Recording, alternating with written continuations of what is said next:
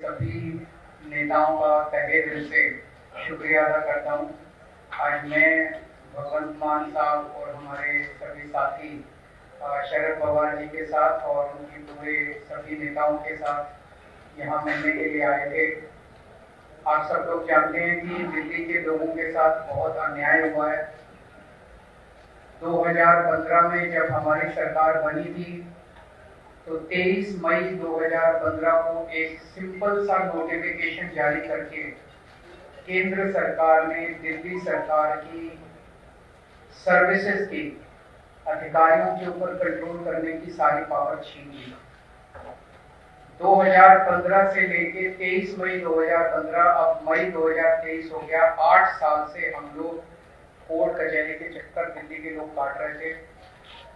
8 साल के बाद सुप्रीम कोर्ट ने 5-0 संविधान पीठ ने कॉन्स्टिट्यूशन बेंच ने 5-0 से पूरा का पूरा ऑर्डर दिल्ली के लोगों के हक में दिया कि दिल्ली के लोग जो सरकार चुनते हैं उस सरकार को काम करने का पूरा अधिकार होना चाहिए। अगर वो काम नहीं कर सकती तो दिल्ली के लोगों को चुनाव करने की, सरकार चुनने की क्या फायदा। पूरा हमारे हक में आया। लेकिन जो लड़ाई 8 साल में हमने जीती, 11 मई को ऑर्डर आया, 19 मई को 8 दिन के अंदर इन्होंने ऑर्डिनेंस लाके उसको खत्म कर दिया। सारी पावर वापस, उन्होंने कहा कि केंद्र सरकार के पास या केंद्र की एलजी के पास सारी पावर होती है।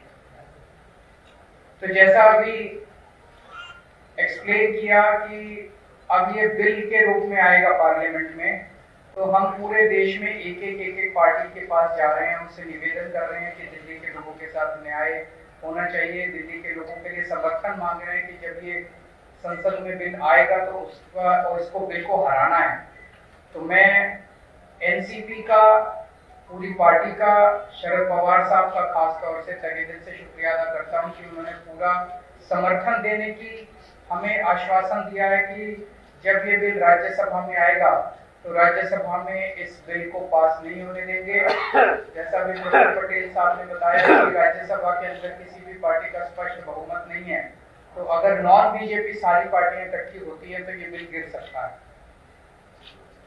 पहली चीज ये कि ये दिल्ली की लड़ाई नहीं है। दिल्ली के लोगों के साथ जो हो रहा है ये पूरे फेडरल स्ट्रक्चर की लड़ाई है। जिस तरह से पूरे देश के अंदर किसी भी राज्य में अगर वहां के लोग नॉन बीजेपी पार्टी को वोट देके उसकी सरकार बनाते हैं तो भारतीय जनता पार्टी की केंद्र सरकार उनके साथ 3 बर्ताव करती है। पहला, या तो उनके विधायकों को खरीद के उनकी सरकार गिरा देती है और बीजेपी की सरकार बना लेती है। दूसरा, या फिर ईडी और सीबीआई को भेज के उनके विधायकों को डरा के धमका के पार्टी को तोड़ के, सरकार को तोड़ के उनकी सरकार गिरा देती है और अपनी बीजेपी की सरकार बना लेती है।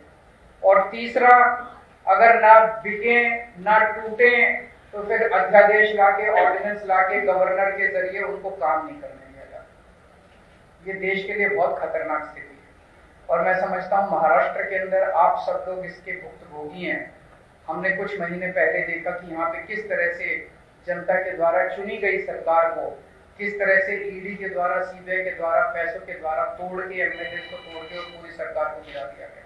ये देश के लिए अच्छी परिस्थिति नहीं है कि अगर केंद्र सरकार, अगर उन्होंने मैसेज दिया है कि अगर कोई बीजेपी को वोट नहीं देगा, बीजेपी की सरकार नहीं बनाएगा तो हम सरकार चलने नहीं देंगे या सरकार तोड़ देंगे।